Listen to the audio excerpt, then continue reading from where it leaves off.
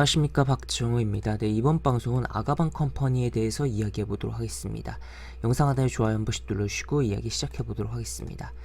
네, 아가방 컴퍼니 오늘 양시장에서 상한가를 기록한 두 개의 종목이 있습니다. 그 중에 스펙주를 제외한다면 정상적인 종목들 가운데서는 아가방 컴퍼니가 유리했다라는 거 체크를 해볼 수가 있겠고, 그런 가운데서 왜 그런 상한가를 기록을 했을까에 대한 부분과 또 추가적인 차트에 대해서도 좀 이야기를 해보는 그런 시간을 가져보도록 하겠습니다. 우선은 결국에 이 상한가를 기록을 한 명분이 있을 텐데, 그 명분을 좀 체크를 해보면 바로 이러한 부분입니다.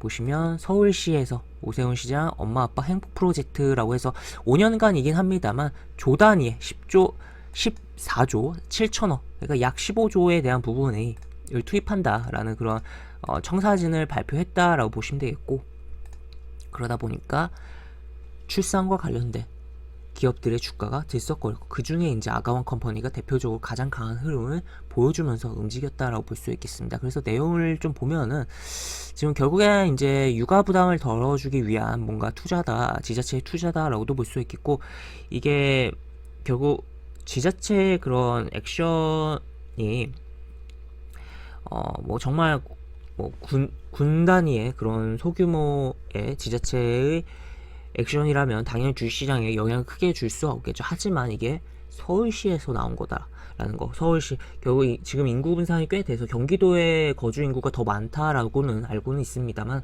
그래도 서울의 그런 뭐랄까요, 경제적인 그런 중심적인 그런 부분이라든지, 또 서울의 인구 밀집도라든지 뭐 여러 가지를 굉장히 고민을 해볼 수가 있겠고, 지자체적으로 가장 큰 지역이 어디냐라고 봤을 때 서울시를 뭐 볼 수가 있겠죠. 그런 곳에서 정책이 나왔다라면 주식시장에 영향을 줄 수가 있고, 실제로 영향으로 이어졌다라고 보시면 되겠습니다. 그래서 내용을 보면은 뭐 임산부 가사 서비스 지원이라든지, 또 그리고 임산부 교통비 지원이라든지, 그리고 출산맘에 대한 건강 케어에 대한 부분이라든지 여러 가지 부분이 있고, 그리고 그 아이에 대한 이제 연령대별 그 육아하는 과정 속에서 뭐 여기 보시면 36개월 이하 영아를 조부모 등 사촌 이내 친인척이나 민간 아이 돌봄 서비스 이용하면은 일정한 금액을 주는 방식의 그러한 부분도 나와 있다라는 것도 체크를 해볼 수가 있겠습니다. 그래서 최대한 이제 출산을 장려하고, 이 출산을 한 이후에 이런 육아에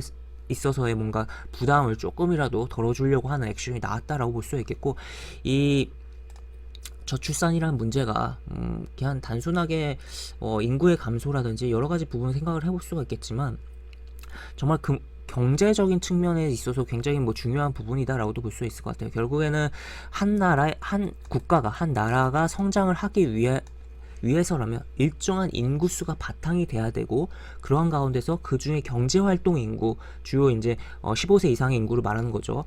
그러한 인구가 어느 정도 유지가 돼야지 성장이 계속적으로 돌아갈 수가 있는 부분인데, 지금 그렇지가 못한 상황으로 계속적으로 흘러가다 보니까 저성장에 대한 국면이라든지 여러 가지 부분을 생각을 해볼 수가 있다는 거죠. 그리고 지금 상황으로서는 코로나로 인해서 귀화로 국내에 들어온 외국인들도 줄어든 측면도 있다 보니까 정말 실질적으로 인구 감소가 발생을 해버렸다는 거죠.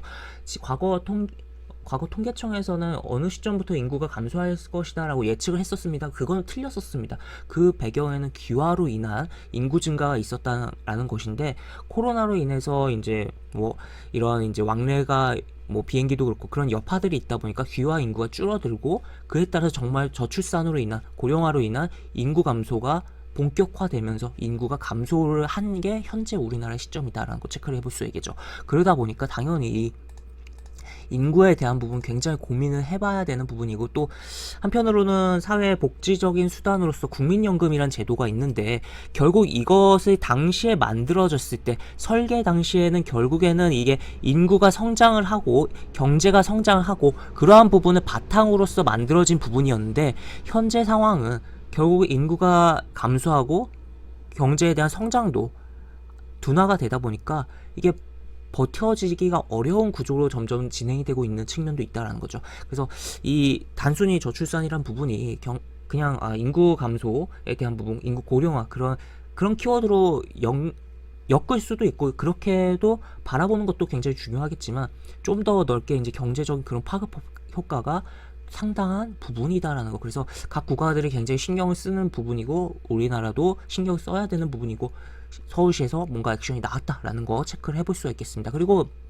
재미난 거는 어제 중국에서도 이슈가 하나 나왔었어요. 보시면 중국에서도 지금 인구가 절벽이다라고 하면서 출산 장려 그 종합 대책을 중국 정부 차원에서도 이렇게 발표를 했었고, 그러다 보니까 장중에 아가번 컴퍼니가 한번 들썩을 했었는데 그 이후에 오늘 이렇게 서울시에서도 액션이 뭔가 나오면서 주가가 상한가로 달려버리는 그런 흐름이 나왔다라는 거 체크를 해볼 수 있겠습니다. 지금 뭐 중국 같은 경우도 조금 이야기를 풀어보면은, 중국 같은 경우는 계속적으로 미국과의 그런 패권, 전세 계정이 그런 거를 경쟁을 하려고 하는 과정 속에서 가장 그 중에 핵심적인 부분은 강력한 내수의 그런 시장, 결국 거기 그 뿌리는 어디서 나오냐라고 봤을 때 인구수, 절대적으로 많은 인구수에서 나오는 거거든요. 근데 현재 인도의 이제 인구수에 대한 역전에 대한 부분이라든지, 그리고 뭐 중국도 굉장히 뭐 고령화가 이제 뭐 인구수는, 절대적인 인구수는 굉장히 많지만 빠르게 지금 진행되고 있는, 뭐 우리가 일본을 따라서 굉장히 빠르게 고령화가 진행되는 것처럼 중국도 마찬가지인 뭐 그런 국면이라는 거죠. 그래서 뭐 중국도 이러한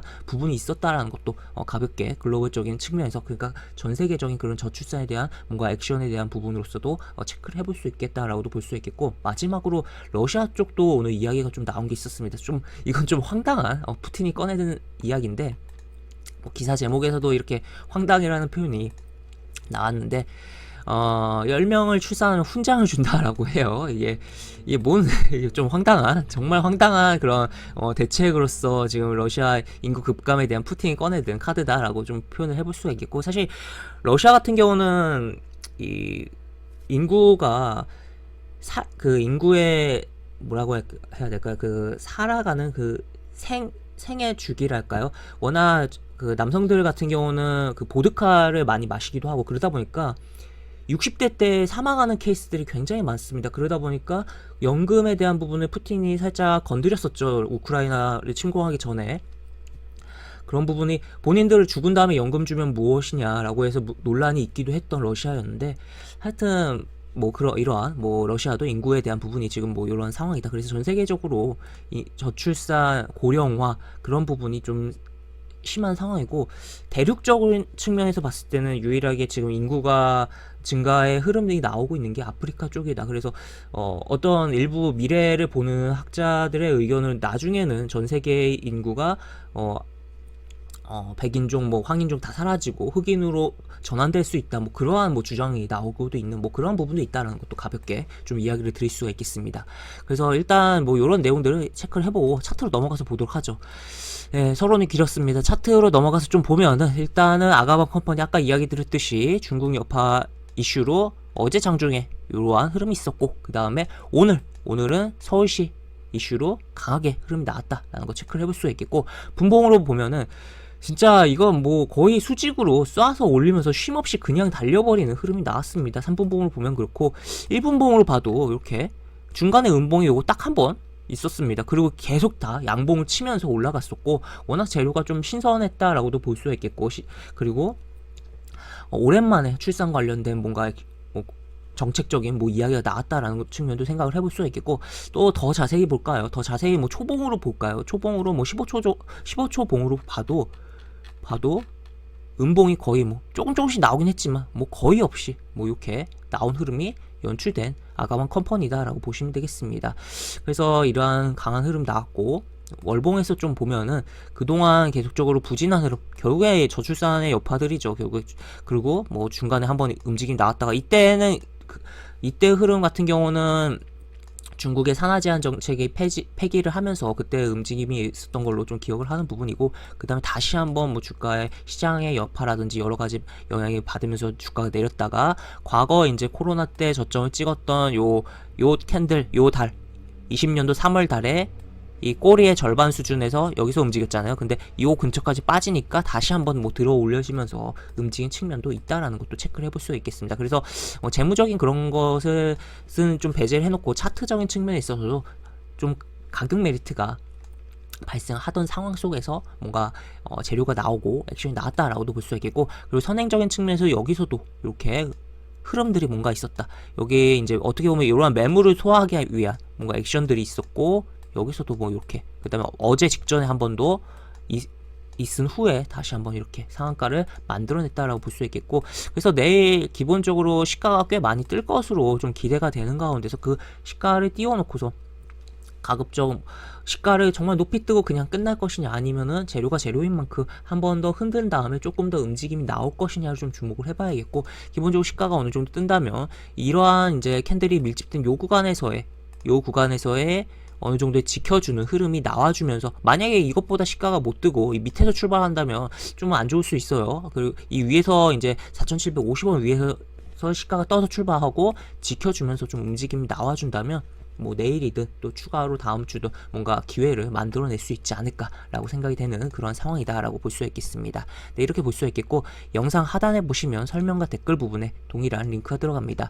이 링크 타고 들어오시면 제가 운영하는 무료 카톡방으로 입장을 할 수 있고, 입장하시면 여러가지 장중 시황 관련 코멘트, 속보 관련된 부분, 여러가지 부분들 올려드린 부분이 있으니까 이 부분 참고해 보시면 주식하시는데 많은 도움이 되지 않을까 싶습니다. 이상 박정호였습니다. 네, 감사합니다.